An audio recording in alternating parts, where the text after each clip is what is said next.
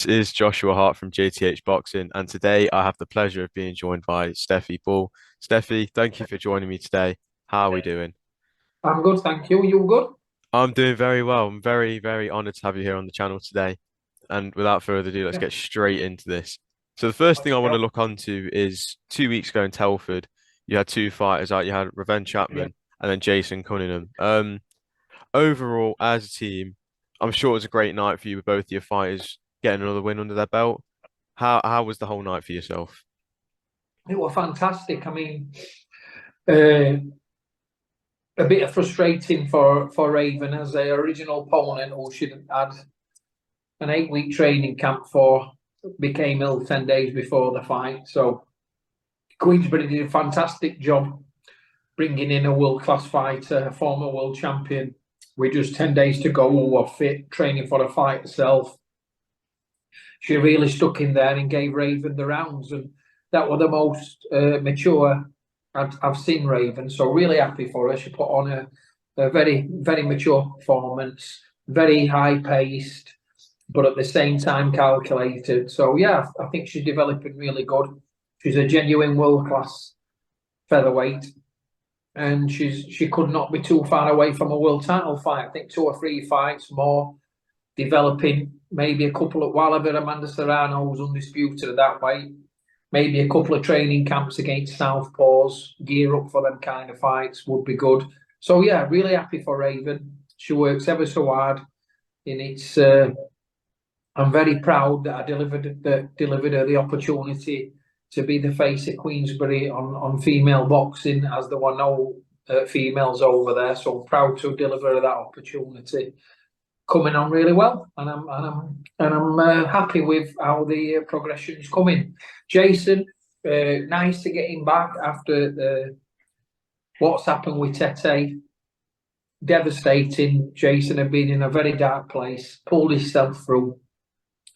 Last week before, when everyone else was just about getting the win, keeping Jason safe, because obviously we've got a very big fight agreed with Liam Davis, and so we just wanted the right opponent. What I mean by the right opponent was somebody that's going to give Jason the rounds, somebody that has force at world level. So Jason ticked a lot of boxes for me in that fight, and it was I'm very happy with his performance. Kept it safe and got the rounds in, and it'll put him in good stead for the Liam Davis fight. That's one of the things I wanted to touch on. Obviously, the toughness of Cunningham, not just physically but mentally, after the whole outcome and aftermath of the Tete fight. Um, how did it make you feel seeing him battle those demons and getting himself back into the gym and getting himself back training, obviously get himself back to winning ways on last Saturday? Well, it's hard because, like, I've been with Jason 10 years now, and we've gone through thick and thin together. We've got a great relationship. Jason's as close as it gets as a friend. He's somebody that I love. He's somebody that you know. He's almost like family. We've become that close. So it's very hard. Over the last few years, I've stepped away from training Jason, just managed him, and Ray Doyle's took control. But I'm now back in the reins and training Jason. So it's been hard for us to take mentally, knowing that Jason won the form of his life. He were riding the crest of the wave, and European champion, beat some of the best fighters domestically that we had to offer, all in the away corner. He were in fantastic form. Finally got the TV promotional company backing him that he's always deserved. And then we took a gamble going up to challenge Tete at world level for then Tete to go and fail not one but two drug tests. So it's very hard. So it's looking like that fight will probably get put to a no contest, but still, it doesn't take away the fact that Jason were knocked out. It were an heavy knockout, and it was nice to see someone that you care about in that place. When we found out about the drugs months after, Jason went into quite a depressive state. He wasn't himself, very distant. He struggled in his personal relationship with his partner, because boxing's be all and end all. That's how these fighters see it, especially at that level. So it's not been nice, but he's back now. He's back. He's had his win. We just fingers crossed the fight does get moved to a no contest, and he's got a fantastic opportunity against a very good fighter in Liam Davis. But it's been hard, but we're back. So we're no longer in that dark time. Jason's currently on holiday with his family and still training while he's on holiday. So when he gets back, we will tick away and start working towards that big fight with Liam. That's another thing also I want to ask as well. Obviously, we've seen a lot of news about positive drug tests at the moment. Obviously, Conor Ben's been headlining for months, and just this morning, Amir Khan's popped up as well. Do you think drug testing is not just dangerous to the health of them in the ring, but obviously, like you said, the positive drug test from Tete put Cunningham in a very dark place mentally as well. Do you reckon it's something that doesn't just affect you in the ring and it affects you in your day-to-day life? Yeah, I mean, like until something happens to you, you become ignorant to it. So there's always somebody we know that's as an accident, as a death in a family, or when it don't affect you personally, we're ignorant to it. So drugs and failed tests and people using and fighters using enhancing drugs seems to be as busy as ever. And until it affects you, we're ignorant to it. You read about it, you see about it, and you just until I'd seen what happened with Jason mentally, it's not nice. It's not just what happens in the fight. Potential. I mean, that was an hard knockout for Jason. We had gas and air in the ring. It broke my heart on the night. Seeing him that way, he was concussed. It wasn't nice. So, this is a recipe for disaster, fighters using drugs. I mean, it's sort of like now, Amir Khan, he knew that was his last fight.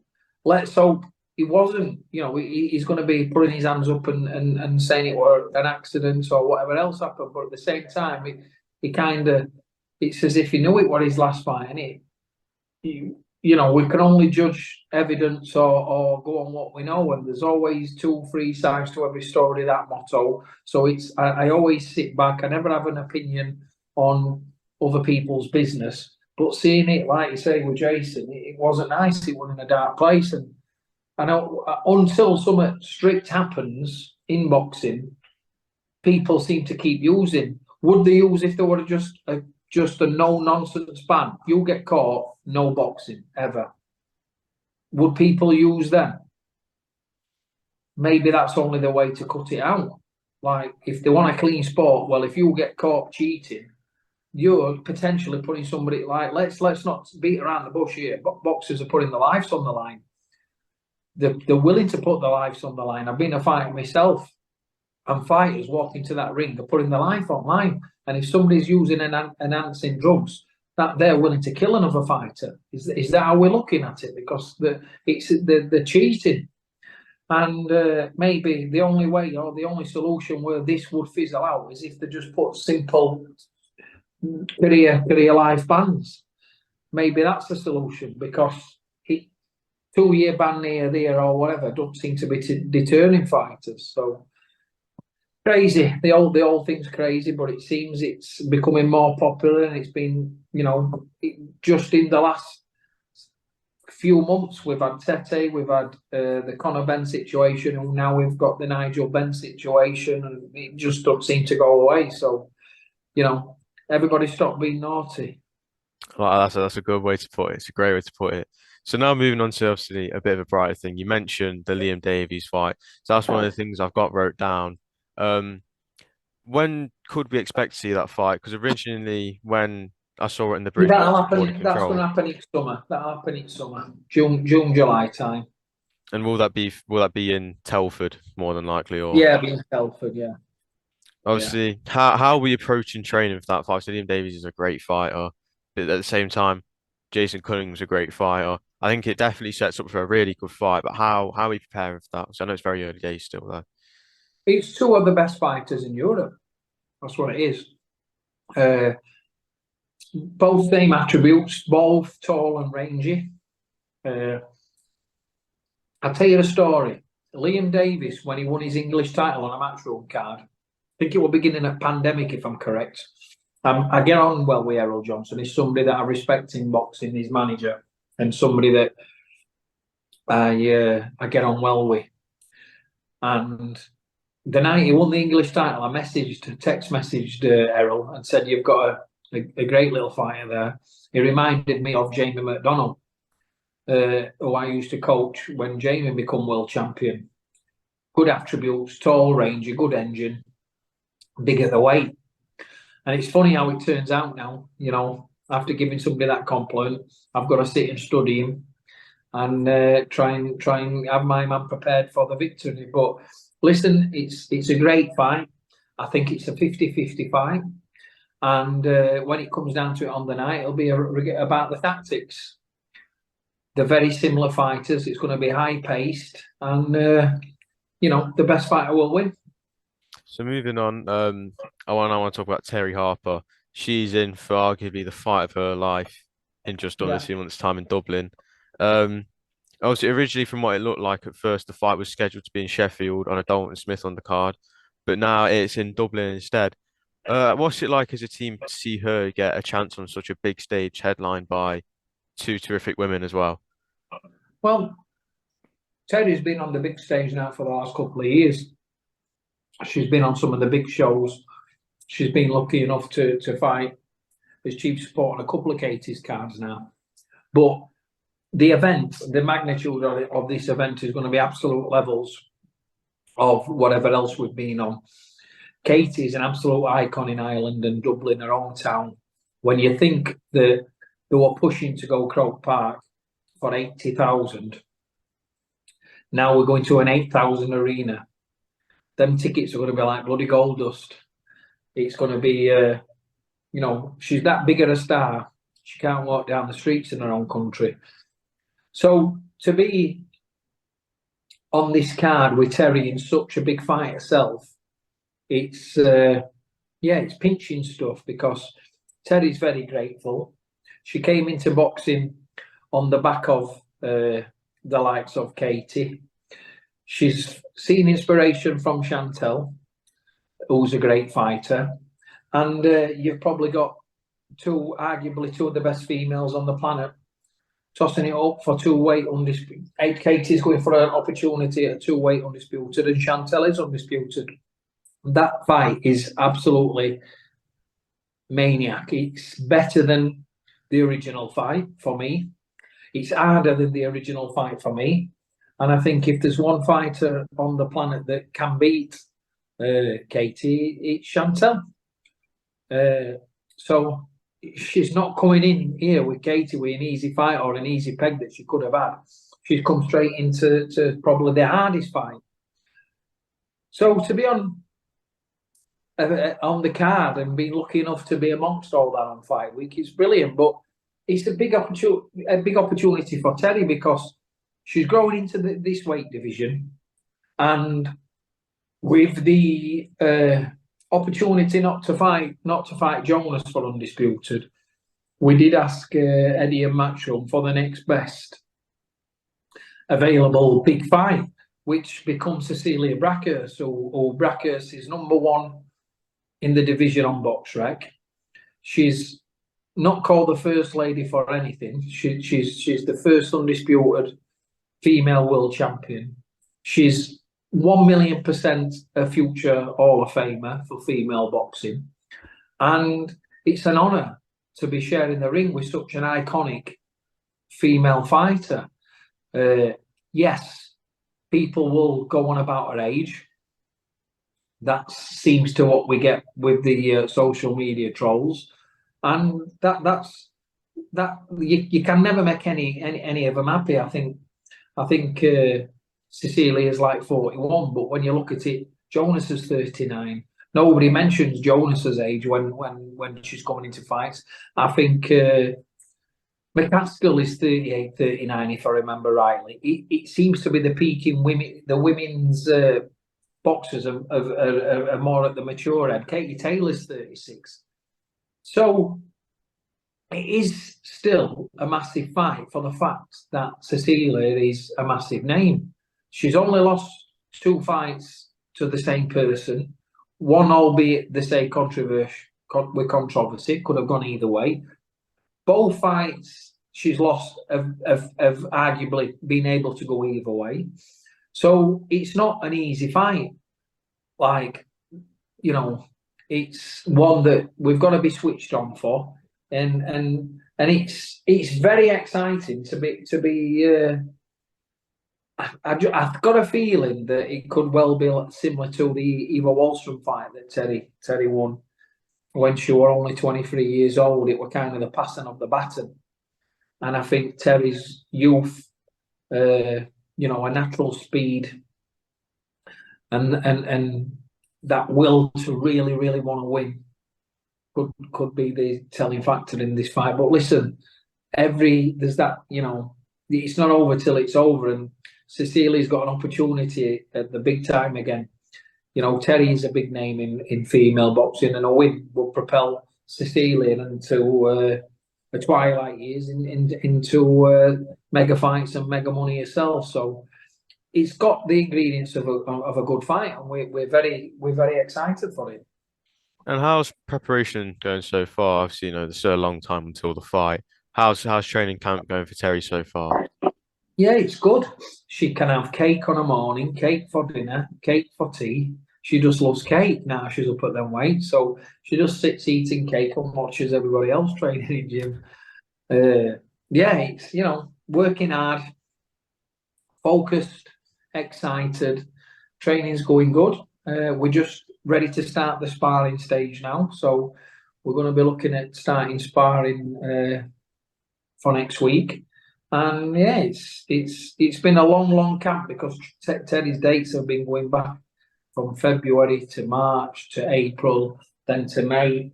It's been an hard slog, so I gave her a few weeks off, let her recharge, let her rest, and we've gone again. So she's been back in the gym a few weeks. So yeah, we're ready for that next stage now. So yeah, it's going to start getting exciting over the next few weeks for Terri. There was the original date for a fight, because last time we saw Terri was back in September, if I'm correct, in Nottingham. So was originally trying to look and getting her out maybe February, March time, but things didn't materialise. That were originally. She were going to be on the Wood Lara first card, and then we held off, and we thought we're going to go on in Liverpool, and then like within a couple of weeks, Sheffield, we got the Sheffield date, like I say, double header with Dalton. Dalton got his cut, needed a rest. Then there were talk of Tyson Fury and Usyk going on the 29th. So I just don't think Eddie wanted and Matchroom wanted to risk going against a big gig like that. So then we got an opportunity to either go on the AJ card or Katie Taylor, and I don't think Terri really did. It wasn't our choice to make which event we were going to go on. So yeah, she's been patient, and Cecilia will have been patient the same, and now they will reap the rewards because all eyes are going to be on this event globally. It's going to be a massive event, and to be going high up on the card is brilliant for Terri's career. And moving on from Terri, I now want to move on to obviously Maxi Hughes. The Yeah. first thing I want to touch on, it's not really, it's more just looking at his entire career and the way how, it's been a very bumpy career, but now we're really starting to see him shine. Obviously, now as the IBO world champion. How long have you been working with Maxi for, and what's it like to see him now reach this top level of the sport? Yeah, I've been working a number of years with Maxi now. A few years before pandemic, I've known Maxi for years from his debut. I can't remember if it was that long ago. I was still fighting my son and he boxed, or I was just anyway. I just was fresh into promoting. I didn't manage him at the start of his career. He'd had a few managers, and I used to put him on my Doncaster Dome cards, and he used to sell tickets, and we used to build him up, and yeah, he made his career that way, and then he had a few opportunities on TV. He boxed a couple of the Matchroom, with fighters. He lost in a central area to Scott Cardell early on in his career. He boxed and got a draw with Ward, and then he lost one of them fights, I believe, before he come with me. Then he come with me, and I built him up, and he really started to struggle with tickets, bless him, and it were hard. So we decided to get fit. I think we got a central area title over the line at Doncaster Dome, and which he won. and then it was becoming a little hard for selling tickets. So I just said, look, let's nick a couple of like 4 and 6 round wins, build your career up, and I got him into mandatory position for the British title at super featherweight, but he was starting to struggle for that weight division, and he fought Sam Bowen, but Maxi were really struggling at weight, and Sam Bowen was a monster. Really, he were in really good form, and he was a monster. He was a monster in amateurs, and I thought he would have gone all the way in the pros. Sam Bowen. Anyway, Maxi lost that fight. Fought British super featherweight title. Then I brung him back. Same again at Doncaster Dome. We had a few wins. Then he boxed Liam Walsh, put in a good performance, but didn't win the fight for the WBO European. So Max has always been in at an high level. And it was just one of them where if he lost at high level, he'd have a couple of wins, I'd bring him back, and then I'd get him another opportunity. And then the big opportunity come in the pandemic against John O'Carroll. And we kind of swingled the weight. We wanted it at super featherweight, and Maxi were never going to do super featherweight. So I think we ended up getting over the line at lightweight. And that's when the Cinderella story started. He had a fantastic win over John O'Carroll in pandemic in Wakefield behind closed doors. And then he just went on from there. He went to Dubai to beat the Kazakh. Then he come back and beat the Irish kid for the British title. Then we got an opportunity to fight for the IBO world title against the monster, the Mexican who stopped the Irish kid. Forgot name. A very good Irish fighter, anyway. And then he had a couple of wins. Then he beat one of the Walsh brothers on a voluntary defence. Then we got messed about a little bit. Kid Galahad were on, it were off. Then there was talk of fighting George Linares. Maxi kept patient. Anyway, we kind of got forced this Kid Galahad fight. Maxi wasn't supposed to win that. And then he went and won that. So, like, Maxi's story, when you really look back, is a real Cinderella story, or winning fights when he wasn't supposed to, winning in a weight corner. And it's been an amazing ride, and I've really enjoyed representing Maxi and helping him guide his career, because he's such a lovely family man. You see him now with, I mean, we had an amateur show last week, and he popped over. He must have had someone on from the gym. Popped over with his daughter, and you've only got to watch his social media and his Instagram stories. He's a real hard-working family man. Proper proud of his roots to be coming from Doncaster and what our villages represent, mining villages, and he's just such a nice man. So yeah, I've really enjoyed working and representing with Maxi, and hopefully he's kind of changed his life around up back at boxing, and I can sit back in a few years and say, I helped that young man, and he's just such a nice man, and he's on great form, and it's been a great ride so far. Also, I want to touch on the Galahad fight. I was lucky to be there that night to see him beat Galahad, especially in a fight where he was a massive underdog. Yeah. No one expected him to actually get the win, and he pulled it off. And I think it was a bit of a wider win for himself than what the scorecard said. What was that all like as well? Obviously, like I said, underdog. No one expected him to win, and he pulled it off yet again. It was an hard one because I got Terri on chief support. Same night, Terri were fighting ranking, so I only manage Maxi. So Maxi's got his own training team. With Terri, I do the full job. So I was heavily invested on fight week dealing with Terri. And kind of after a world title fight, you're in your changing rooms. You can't leave until you do your drugs and things like that. So I'm like watching around, running back, missing around, coming back, watching around, and I'm like this in between. And I can remember the first few fights, I thought, oh, there's no in this. And then the second half, I can remember watching, I'm asking people, what do you think? What do you think? And I'm like, what I'm seeing, Max is starting to take over kind of thing. So, yeah, it was very exciting on the night. But same again, Max's hand had gone up on some occasions where I felt that he did enough to win over the years. And to get the victory where you're an underdog and you didn't really want the fight and politely got pushed that fight on you, it was brilliant. So yeah, he done fantastic in that night and handled it very well. All fight week he was very confident. He kept his sen boisterous with the Eagles all playing the little tricks and as they do. And the Eagles like to come across very confident, but Maxi had done fantastic there. So yeah, I'm very pleased for him. And after the fight, he said that you'd like an away day next.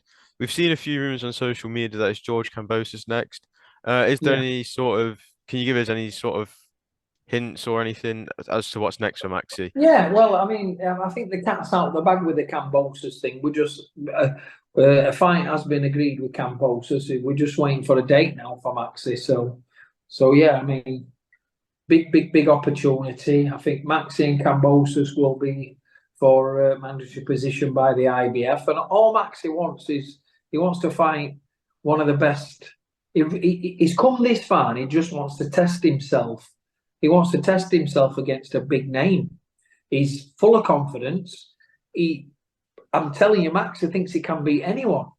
That's how confident he's become, and good on him. He's worked hard to get into this position. And yeah, I mean, he's willing to, whether it's America, whether it's Australia, he's happy to just jump on a plane and go and fight a former undisputed champion at world in his back garden. He just wants, he's sucking at that challenge. And, fair play to Maxi because he's got the knackers to go and do that and cause the upset. He is the upsetter, isn't he? He has been pinching wins in the away corner when he's not supposed to. So, people will be daft to back against Maxi Hughes now. So will we see the fight in Australia more, or is it 100% an away day next for him? Yeah, it will be an away day. That is what we like to hear. He's been calling for it for a while. He's been saying he Yeah, wants all the fans to jump aboard the Maxi Hughes train, and now yeah. it's setting off to Australia or It might America. be a bit far for people to jump on this one, though. But yeah, Stefy, it's looking like an away day for Danny here. Stefy, I want to say thank you for jumping on today. I've really enjoyed this whole interview with No you, problem, sir. and yeah, massive thank you for hopping on. No problem, sir. Keep hacking away. Thank you. I really appreciate it. No problem.